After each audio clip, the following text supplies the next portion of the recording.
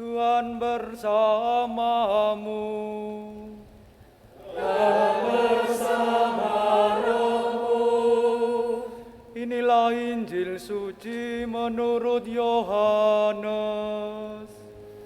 Dimuliakanlah Tuhan.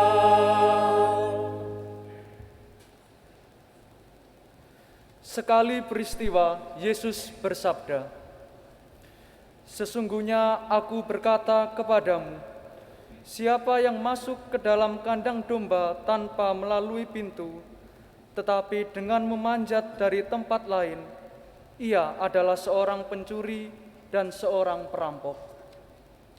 Tetapi siapa yang masuk melalui pintu, ia adalah gembala domba. Untuk dia penjaga membuka pintu, dan domba-domba mendengarkan suaranya. Ia memanggil dombanya masing-masing menurut namanya dan menuntunnya keluar.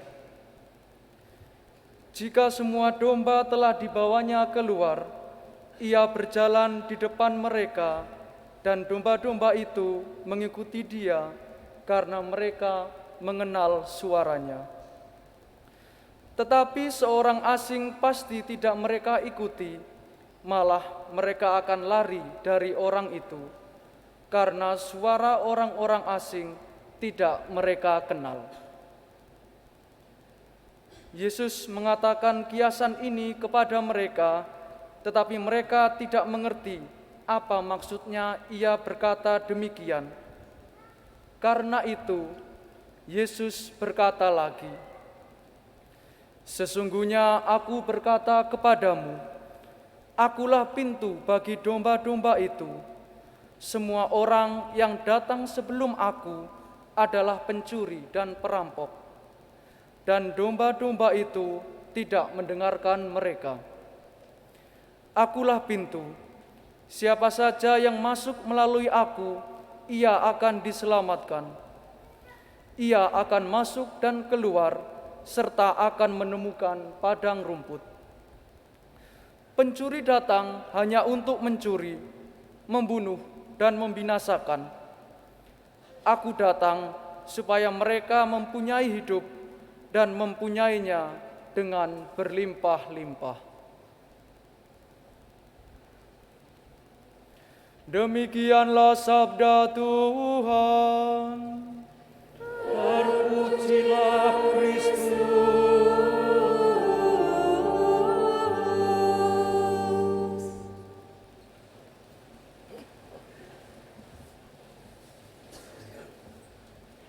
Dikisahkan ada seorang turis yang terbingung-bingung ketika dia melihat kandang domba di daerah Timur Tengah. Dia melihat bahwa kandang itu dibangun dari batu-batu yang besar dan membentuk sebuah lingkaran, dan hanya memiliki satu pintu, tetapi tidak ada daun pintunya. Kemudian saking bingungnya dia bertanya kepada gembala yang ada di tempat itu. Dia mengatakan, "Kandang ini sangat bagus dan di dalamnya banyak domba. Lalu bagaimana dengan domba-domba itu? Apakah kamu tidak takut kalau dia diterkam oleh binatang atau keluar dengan sendirinya?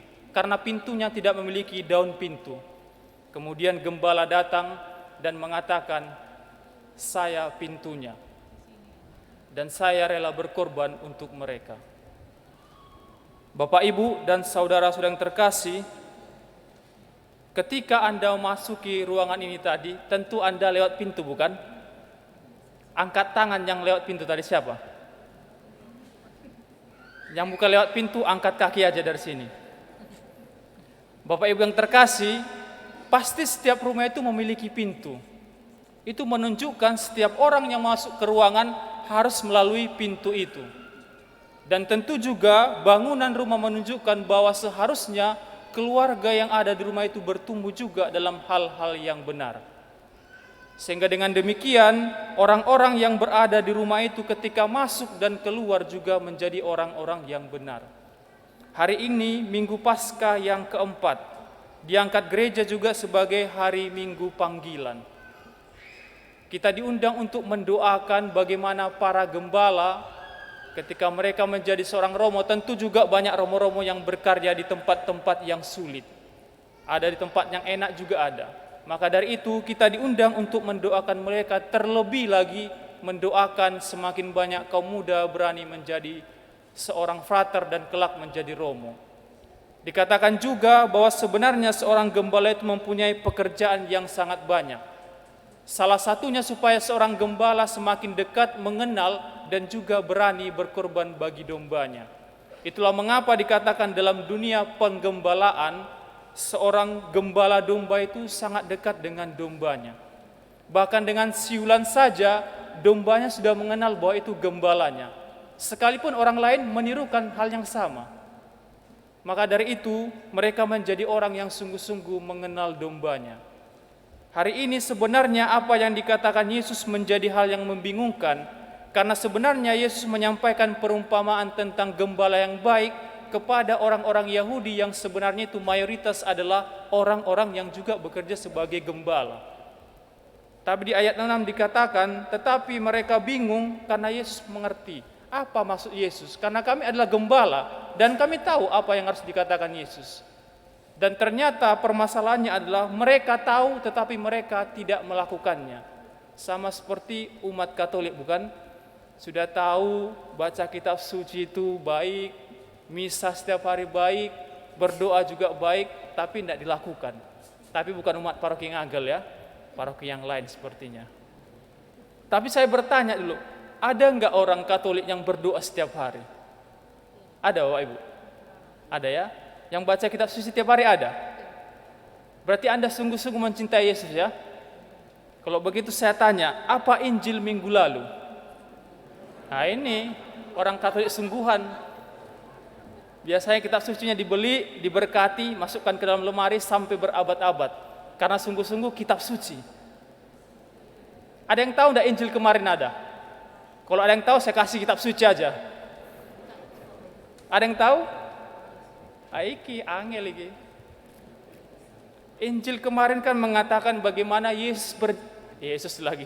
Para murid berjalan ke Emmaus dan lihat sebenarnya itu peristiwa Ekaristi. Dikatakan mereka tidak tahu kalau itu Yesus. Akhirnya Yesus mengatakan, hai orang bodoh. Diceritakan kitab suci mulai perjanjian lama sampai perjanjian baru. Dan mereka baru mengenal Yesus ketika Yesus memecahkan roti. Ketika Yesus merayakan Ekaristi. Lihat, Ekaristi itu menjadi hal yang penting dalam hidup kita sebagai kaum beriman. Maka ada request dari para penghuni surga, kalau Anda mau masuk surga, mulai sekarang bertobatlah. Rajin misa harian, bukan hanya hari Minggu. Karena di surga itu misanya setiap hari Bapak Ibu. Sungguhan ini, supaya Anda nanti masuk surga itu tidak bosan. Karena misalnya setiap hari. Maka dari itu ketika saya bertanya lagi begini, ketika Anda berdoa setiap hari ya, baca kitab suci setiap hari, mengikuti Ekaristi setiap hari, apakah Tuhan mencintai Anda atau tidak? Mencintai atau tidak? Tuhan tentu mencintai, tapi bukan karena Anda baca kitab suci. Tuhan sudah mencintai Anda sejak dulu sampai sekarang. Ketika Anda rajin baca kitab suci, rajin berdoa dan ikut misa, Anda yang semakin mencintai Tuhan, bukan Tuhan yang mencintai Anda. Karena Tuhan itu akan selalu mencintai manusia sampai selama-lamanya. Everlasting itu sudah. Tapi kita yang sekarang mau mencintai Tuhan atau tidak? Kita udah tahu bahwa misa itu bagus, tapi kita biasanya kan misa, ya angin-anginan lah begitu ya. Walaupun sebenarnya Yesus sudah mempersembahkan hidupnya bagi kita. Maka dari itu kita diundang untuk sungguh-sungguh mencari Tuhan, menjadikan Yesus sebagai gembala. Dia yang sudah menyerahkan diri, lihat itu, besar salibnya. Kalau yang asli itu telanjang Yesus itu, tidak ada pakai pakaian apa-apa. Dia itu menyerahkan diri sekali untuk selama-lamanya, bayangkan. Dikisahkan ada seorang pasangan suami istri yang mau pergi ke gereja. Saking semangatnya sang suaminya mengendarai sepeda motor itu, semangat ingin cepat-cepat misa begitu ya. Kemudian di tengah jalan, tidak tahu kenapa kemudian motornya jatuh. Sang suami cepat-cepat memperbaiki motornya, dilihat spionnya masih utuh atau tidak, rantai motornya masih utuh atau tidak. Sang istri yang melihat itu, biasanya ibu-ibu itu kan dandannya kan lama ya, minimal 5 jam lah begitu. Karena kalau masih muda kan sebentar biasanya, istilahnya langsung rapi. Tapi kalau tua udah berjam-jam kok masih jelek begitu ya. Akhirnya lama dia marahi suaminya. Masa bapak itu lebih mencintai motor daripada mami begitu ya. Kemudian sang suami mendekati, dek, kamu itu sudah ditebus sekali untuk selama-lamanya oleh darah Yesus. Sementara motor ini sampai sekarang masih kredit. Bapak, Ibu, dan saudara yang terkasih, minggu panggilan ini kita disadarkan bahwa di berbagai tempat itu gembala itu bahkan tidak ada. Anda tentu sudah mendengar di Eropa itu dulunya ke Asia. Sekarang dari Asia yang menjadi misionaris ke Eropa. Karena gereja tentu tidak seperti ini. Kalaupun gerejanya besar, umatnya hanya yang tua-tua saja. Yang muda sudah tidak pergi lagi ke gereja. Apalagi calon pastor. Kami sebagai seorang Karmelit, itu yang saya dengar, seorang frater paling muda ya, tingkat awal menjadi seorang pastor itu, frater, umur paling muda itu 40 sampai 50 tahun, bayangkan. Jadi setelah jadi romo, langsung mati biasanya. Ya ini sungguhan, kita di Asia, kita patut berbangga memang, tapi kita juga menunggu waktu. Kapan waktunya kita juga akan seperti di sana. Makanya kita sebagai orang tua, bukan kita, Anda sebagai orang tua, mendoakan anak Anda. Buatlah anak sebanyak-banyaknya. Minimal 7. Sungguhan ini, supaya ada yang jadi pengusaha, ada yang jadi frater, suster. Belum lagi Anda tahu menjadi seorang romo itu minimal 10 tahun. Ketika jadi frater, tentu tidak semua jadi romo. Apalagi menjadi romo itu tidak pasti. Karena umat selalu datang kepada pastor paroki itu bukan ketika bahagia, tetapi ketika ada kesulitan dan tantangan. Walaupun kadang-kadang membawa rantangan juga mereka memang. Maka dari itu kita diundang untuk berdoa bagi calon-calon romo. Juga berdoa bagi para romo yang tentu tidak mudah. Di pedalaman sana itu berjam-jam menuju ke stasi. Harus melewati lumpur, sungai, bahkan naik perahu kecil melewati buaya-buaya dan anakonda. Sungguhan ini di Kalimantan masih banyak seperti itu. Kita yang di Jawa syukur masih lumayan bagus, walaupun umat kan bukan umat paroki Ngagel ya, umat yang lain itu ke gerejanya angin-anginan begitu ya. Tapi ya itulah, kita diundang untuk mendoakan mereka. Bapak Ibu yang terkasih, ketika kita mencintai Tuhan, sebenarnya kita juga sungguh-sungguh mau belajar seperti Tuhan. Makanya seorang kudus mengatakan, Jose Maria Escriva mengatakan, sebenarnya tidak ada ekaristi atau misa yang lama, tetapi cinta Anda yang pendek kepada Tuhan. Karena memang sangat wajar, ketika Anda mencintai seseorang, Anda akan selalu ingin bersama dengan orang itu. Anda pasti akan betah dengan orang itu. Tapi kalau Anda ketika misa itu ya ngantuan, bahkan tertidur, bertobatlah. Daripada nanti Anda terkutuk. Dikisahkan ada seorang pastor paroki yang sangat kesal dengan seorang pemuda yang berandalan, bad boy lah begitu ya, selalu membuat onar. Kemudian saking kesalnya dia menjumpai pemuda itu dan dia mengatakan, saya berdoa kepada Tuhan supaya kamu dikutuk. Sang pemuda membalas menjawab, oh tidak mungkin, karena Tuhan Yesus itu baik dan maha rahim. Sang pastor paroki semakin jengkel dan kemudian dia pergi ke pastoran. Hari berlalu, sang pemuda itu semakin nakal, membuat berbagai macam kejahatan.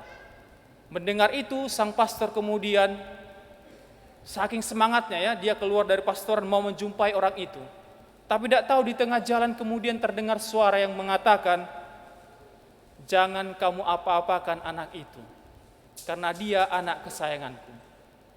Ketika dia berjumpa dengan berandalan itu, dia seharusnya mau mengatakan sesuatu, tapi kemudian dia terdiam. Sang pemuda bingung dan mengatakan, kenapa kamu datang ke sini? Kemudian pastor mengatakan, sebenarnya saya mau mengutuk kamu, tapi di tengah jalan saya mendengar suara yang mengatakan bahwa kamu adalah anak kesayangannya. Sang pemuda kemudian terdiam dan muka merah, dia mengatakan, apakah benar demikian? Sang pastor pergi dan mereka tidak jumpa lagi. Hari berhari, minggu, bulan, bahkan tahun kemudian mereka suatu ketika jumpa di sebuah paroki. Dan ternyata pria berandalan itu sudah menjadi seorang romo. Kemudian dia mengatakan pastor paroki yang mau mengutuk dia itu, "Apa yang kamu lakukan di sini?" Dan dia mengatakan, "Saya mau mencari dia yang menyatakan bahwa saya adalah anak yang dikasihinya." Bapak, Ibu, dan saudara yang terkasih, cinta Tuhan itu kekal, everlasting bagi kita. Namun pertanyaan sederhana, apakah kita sungguh-sungguh mencintai Tuhan? Hidup tentu tidak selalu mudah, namun juga tentu tidak selalu bahagia. Maka dari itu, kita diundang untuk sungguh-sungguh selalu menggandeng tangan Tuhan, menyadari bahwa Tuhan adalah gembala, bukan hanya mengatakan sesuatu, tapi Dia menyerahkan hidup bagi kita. Ingat bahwa Yesus itu sampai sekarang, kalau Dia menjadi aktor mungkin sudah menjadi orang yang meraih Oscar begitu ya, karena Dia sudah dicari di mana-mana. Apabila Anda seorang Katolik belum bangga menjadi seorang Katolik, menjadi murid Yesus, maka bertanyalah dalam hati, apakah saya sungguh-sungguh mencintai Yesus atau tidak? Dan yang paling utama, setiap pengikut Yesus percayalah, Anda akan menghadapi banyak kesulitan, pencobaan. Makanya dibedakan antara godaan dan cobaan. Orang Surabaya katanya pintar-pintar ya. Bahasa Inggris godaan itu apa? Bahasa Inggris godaan, temptation. Bahasa Inggris cobaan, apa? Saya bertanya ini ya Tuhan. Bahasa Inggris godaan, temptation. Bahasa Inggris cobaan, salah satunya itu trial. Kalau godaan itu datangnya dari setan, Bapak Ibu. Makanya ketika Anda melakukannya itu langsung nikmat. Dan langsung Anda bersukacita dalam dosa biasanya. Sehingga Anda mengulangi berkali-kali. Tuhan tidak melihat. Tapi nyatanya di akhir nanti Anda akan menderita. Tapi cobaan itu trial bahasa Inggrisnya. Sehingga ketika kita diberi cobaan oleh Tuhan, kita berlatih menjadi orang yang profesional. Makanya ketika Anda mendapat cobaan, berbahagialah. Seperti tadi katakan di bacaan kedua, ketika Anda melakukan kebaikan, Anda mendapatkan penderitaan, bersukacitalah. Makanya ada captionnya, hidup itu banyak cobaan. Kalau sedikit namanya cobain itu. Itu tester. Bapak, Ibu, dan saudara saya terkasih, kami mohon juga berdoalah bagi kami para imam dan juga mereka yang hidup selibat. Semoga kita semua juga berjalan kepada kekudusan dan kita setia dan bersukacita karena Yesus. Tuhan memberkati.